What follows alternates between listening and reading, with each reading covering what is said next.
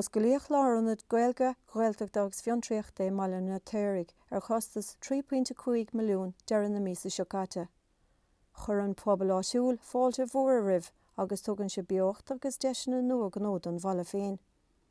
Tá cúlar fada ag an Lárionad seo a chóir Chomh Forbartha Corca Dhuibhne tús leis 10 milliún ó hin. Forgan if níos mó a bhí beartathe an chiad Lárionad siomh I mBaile Fheirtéaraigh hir. Cégur thug cóla chuntaigh hirí cadion túnscadal, ghúltaigh an bord planála an Forbartéis gan teisce córacha dhéanamhar. Ceannaíoch siomh nua taobh leis an múltín agus chuir tús le hobar tógála deireadh na mbliana 2013.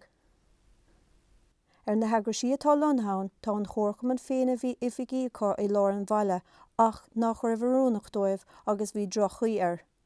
Bhí scrogaltí bhí ar an láthair ag an Oscailt agus labhair le chuid dus na Dhuibhne bhí páirteach ann. Oir cad ceapan tú an lá? Os lá starúil lei seo is star an chóircham agus is star Corca Dhuibhne an áit seo bhar Oscailt go hoifigiúil áis óntacht a phobal Corca Dhuibhne agus tá mídig tríomh seanna chomhánach mar Gaeltacht agus is stoilm go gabhróidh stáling in san obair siúlagain agus an takeíocht a háilt go an pobal.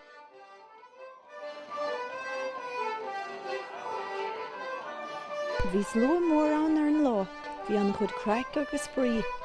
Bhí an phobal agus na honna daí phobal ann, chun chógáirdeachas ar thuairdóibh.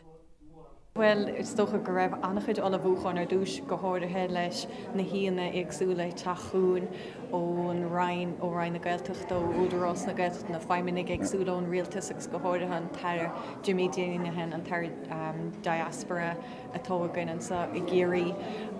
So inis tá go chéanrad faoi lán tú le gin tá oscailt dianta tá brunna dianta ar an aire nochtach an plecan san las má garchan ar bíon osclaíodh an clós sprí agus inis beimiid atá suas go dtí óstáin cheann se béal ar gcóir sóláistí.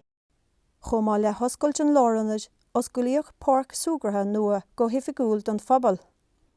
Bhaile chuisteach áitiúil airige don túnscanmh agus dhéon agraí stáit mai nua ar Chomh. Glach leanaí agus tuistí na háite go má leis an áis nua seo. Áistin chiad sco. Laúnta go séil muid go léir anna bhródúil as an únad núsa agus gan dát an clós sprí áisiúnta go séhéad as na leanaí agus na tuismóirí stocha ar slíomháin go méidann sé an clasó breaciún agus bíonn siad gimmart agus